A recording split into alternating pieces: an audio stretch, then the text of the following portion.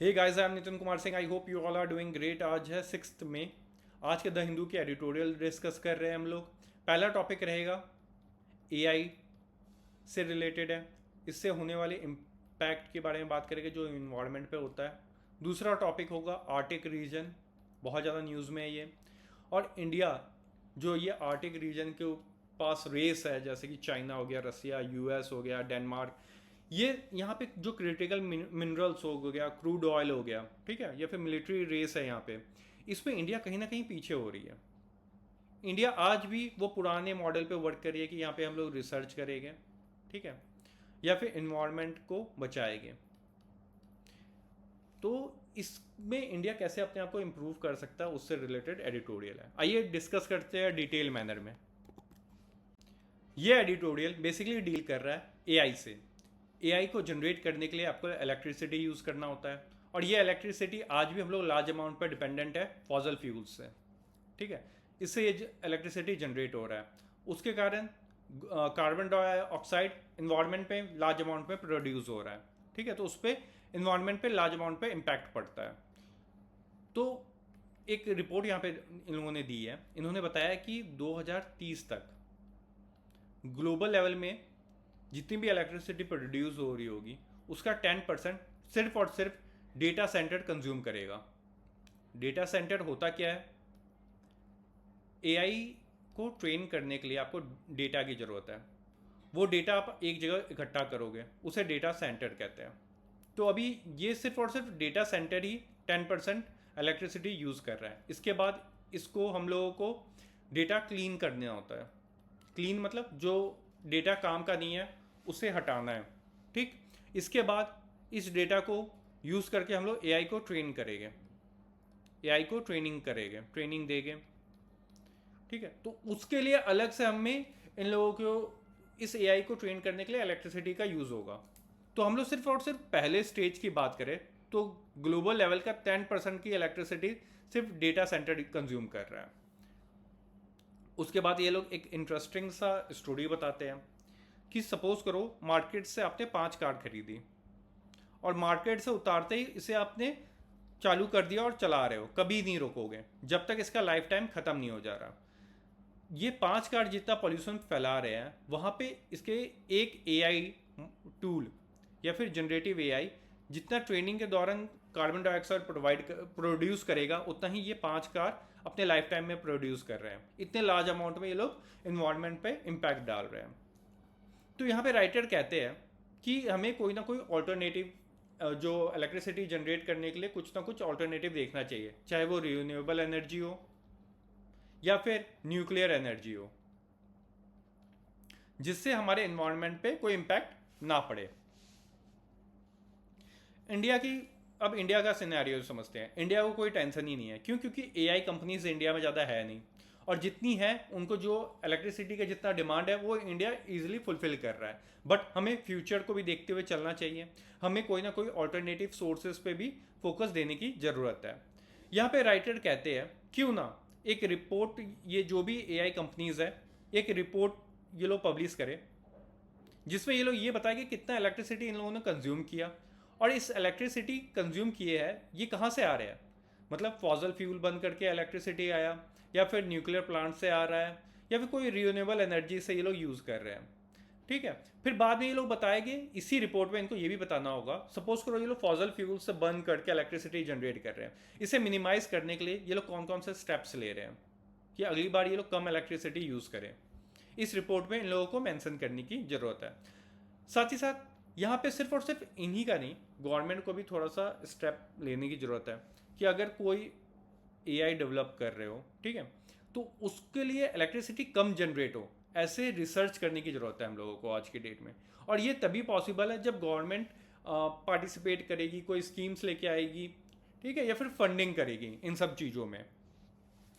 यहाँ पे राइटर एक बेस्ट एग्जांपल देते हैं कि आप क्यों ना स्मॉल मॉड्यूलर रिएक्टर का यूज़ करें, एसएमआर का यूज़ करें, ठीक है। ये है जो लार्ज अमाउंट में न्यूक्लियर प्लांट होते हैं।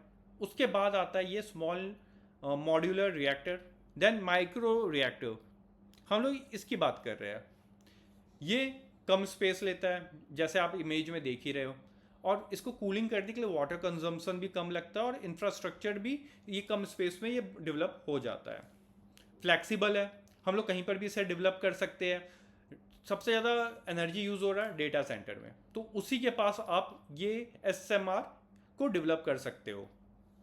और ये 24/7 मतलब 24 घंटे 7 दिन ये इलेक्ट्रिसिटी प्रोड्यूस करेगा और कोई भी इन्वायरमेंट पे इम्पैक्ट नहीं पड़ेगा। क्यों? क्योंकि ये ज़ीरो कार्बन प्रोड्यूस करता है और इसके ऊपर कोई भी वेदर का भी इम्पैक्ट नहीं पड़ेगा, जैसे कि सोलर हो गया, विंड एनर्जी हो गया, इनके ऊपर ये चीज़ें असर देखने के लिए मिलता है इन्वायरमेंट का, सॉरी वेदर का।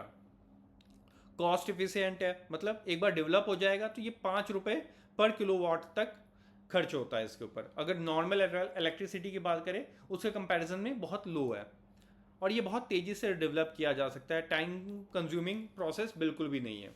बाकी अगर आप बाकी इंफ्रास्ट्रक्चर की बात करें, चाहे वो न्यूक्लियर पावर प्लांट हो या फिर फॉसल फ्यूल पावर प्लांट हो, ये सब जगह लार्ज स्पेस और लार्ज टाइम डिमांड करती है, या फिर हाइड्रो पावर प्लांट हो, उन सब के कंपैरिजन में कम स्पेस कम टाइम कंज्यूम करता है। बट इसमें भी बहुत सारे प्रॉब्लम्स हैं। पहला तो प्रॉब्लम ये है कि न्यूक्लियर वेस्ट इसमें से निकलता है, तो वेस्ट मैनेजमेंट की दिक्कत आएगी। साथ ही साथ सेफ्टी रिलेटेड, और आज भी लोगों के अंदर कहीं ना कहीं डर है न्यूक्लियर रिएक्टर हो गया या फिर न्यूक्लियर वेस्ट से रिलेटेड, तो लोगों में जागरूकता भी फैलाने की ज़रूरत है कि ऐसा नहीं होता, आपको डरने की बात नहीं है, आपके एरियाज़ में ये प्लांट लगाया जा सकता है। और सेकंड बात ये बोली जा रही है कि देखो एक बार ये प्लांट बन गया तो कॉस्ट बहुत कम है, बट इनिशियल कॉस्ट इसका बहुत ज़्यादा हाई है। क्यों? क्योंकि ये अभी भी अपने इनिशियल स्टेज पे इस पर रिसर्च चल रहे हैं, तो अभी आने वाले टाइम में मे भी इसका इनिशियल कॉस्ट कम हो, आज की डेट में इनिशियल कॉस्ट ज़्यादा है। सेकेंड प्रॉब्लम ये आती है, तो इसका कुछ वे फॉरवर्ड बोलते हैं कि पब्लिक प्राइवेट पार्टनरशिप के बेसिस पे इस पर काम किया जा सकता है। ठीक है, चाहे वो स्मॉल मॉड्यूलर रिएक्टर हो या फिर रिन्यूएबल एनर्जी हो, इन सब जगहों पे गवर्नमेंट कुछ ना कुछ इंसेंटिव्स प्रोवाइड करे या फिर फंडिंग दे रिसर्च वाले फील्ड में, कि ऐसा AI टूल जनरेट करो, टेक्नोलॉजी जनरेट करो आप लोग जो कि कम एनर्जी का यूज़ करे। एग्जाम्पल के तौर पे डीप सीक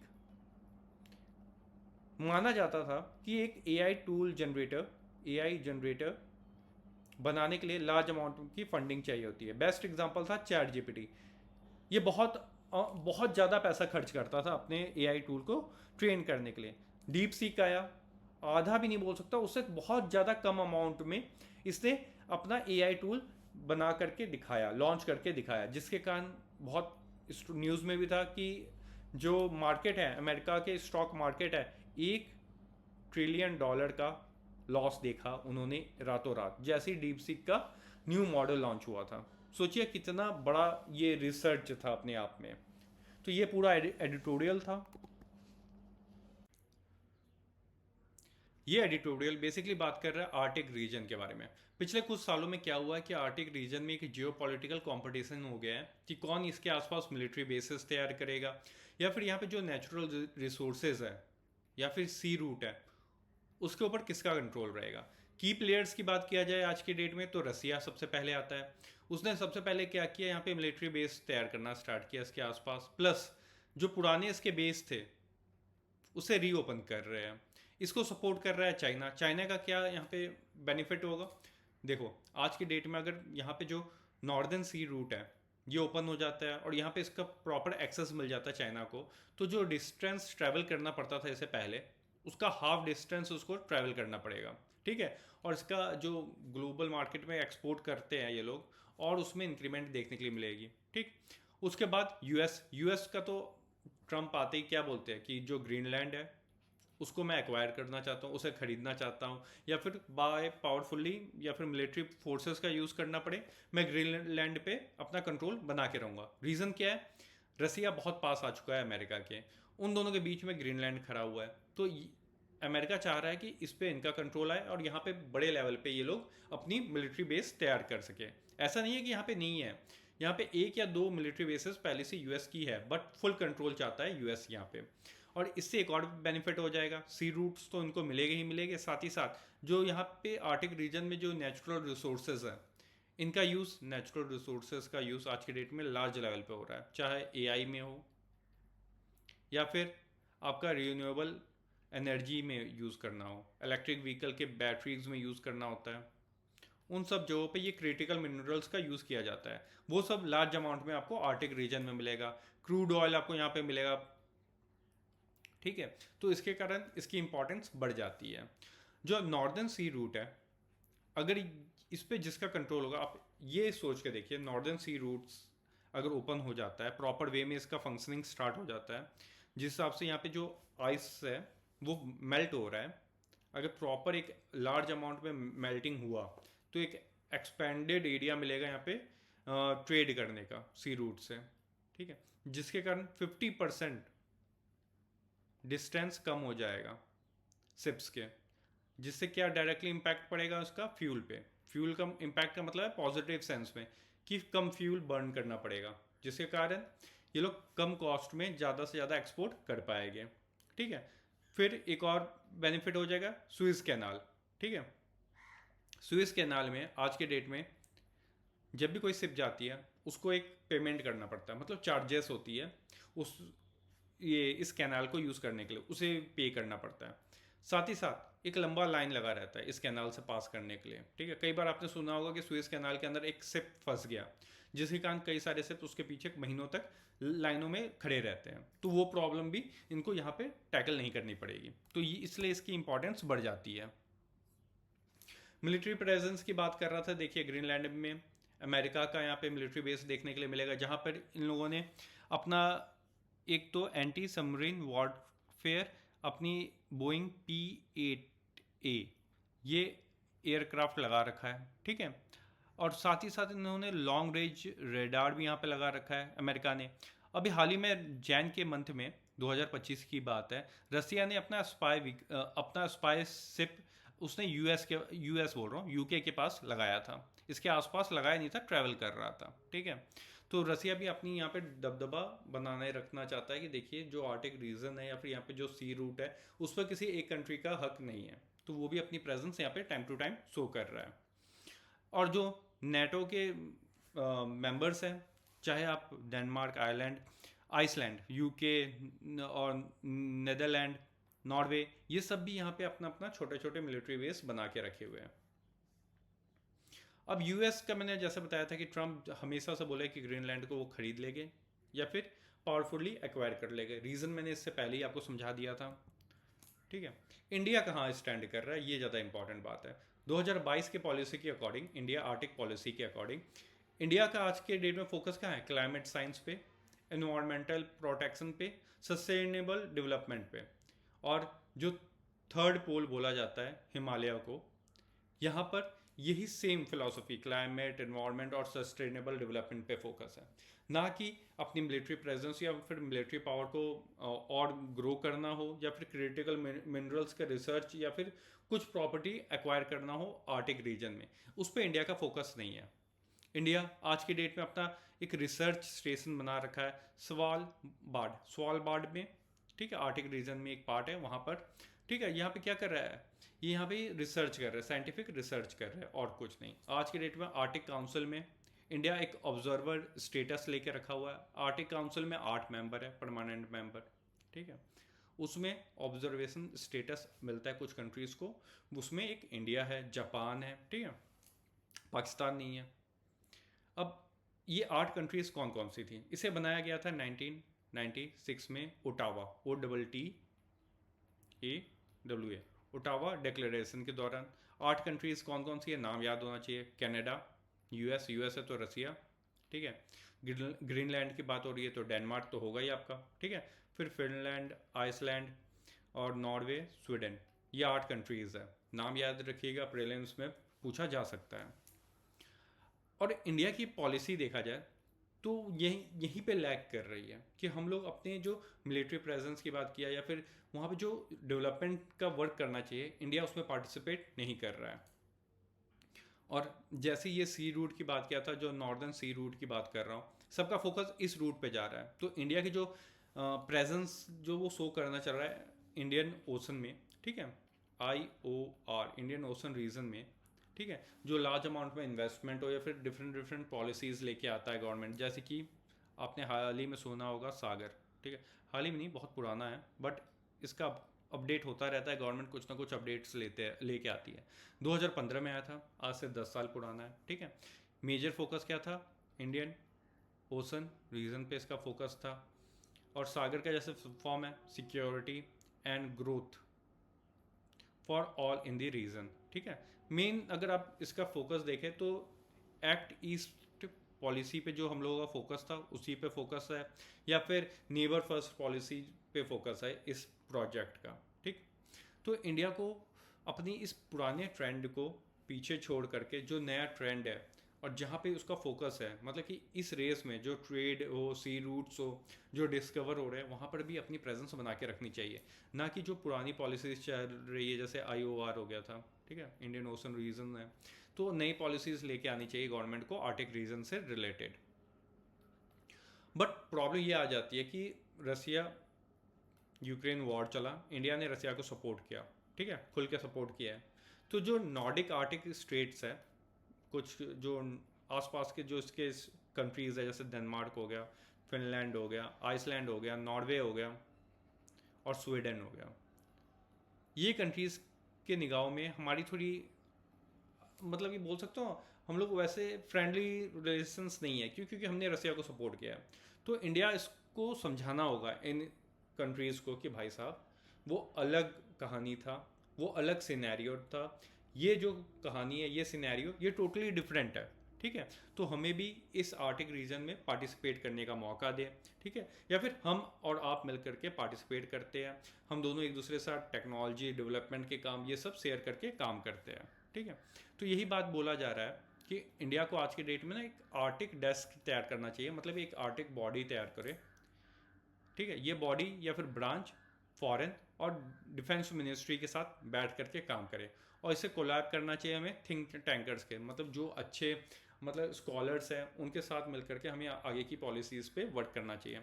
अभी जैसे मैं बता रहा था कि जो नॉर्डिक स्टेट्स हैं, उन लोगों को बोलने की ज़रूरत है कि देखो हमारे साथ आओ, मिलके काम करते हैं। रसिया की कहानी अलग थी, ठीक है, यहाँ पे हम लोग डेवलपमेंट करना चाहते हैं। ठीक, तो ऐसे जो हमारे लाइक माइंडेड आर्टिक स्टेट्स हैं, उनके साथ काम करना चाहिए। किन किन जो पे लॉजिस्टिक्स हो गया, मैरीटाइम अवेयरनेस हो गया, या फिर सैटेलाइट मॉनिटरिंग हो गया, इन सब एरियाज़ में।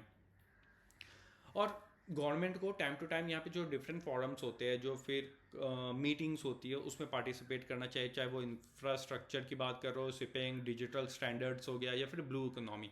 ब्लू इकोनॉमी का मतलब होता है कि आप मतलब कि सी से लेवल होता, मतलब सी से कनेक्टेड होता है, जैसे कि फिशिंग हो गया। ठीक है, फिशिंग करो, कोई दिक्कत नहीं है, बट जो सी है उसके ऊपर, जो ओशंस है उसके ऊपर इम्पैक्ट ना पड़े उसका। ठीक, जो आसपास की कंट्रीज़ है उनको बेनिफिट्स मिले। ठीक, और अगर माइनिंग कर रहे हो, अंडरग्राउंड माइनिंग कर रहे हो ओशन के अंदर, तो उसका इम्पैक्ट इन्वायरमेंट पे ज़्यादा ना पड़े। इन सब चीज़ों पे हम लोगों को टाइम टू टाइम बाकी कंट्रीज़ के साथ मिलके इसमें पार्टिसिपेट करने की ज़रूरत है। और जो लोकल कम्युनिटीज़ है, आर्टिक कम्युनिटीज़ है, इनके साथ भी मिलकर के हमें कुछ ना कुछ डील करते रहना चाहिए, कि हमें उनको समझाना चाहिए कि हम आपके हित पे खड़े हैं, हम आपके साथ खड़े हैं।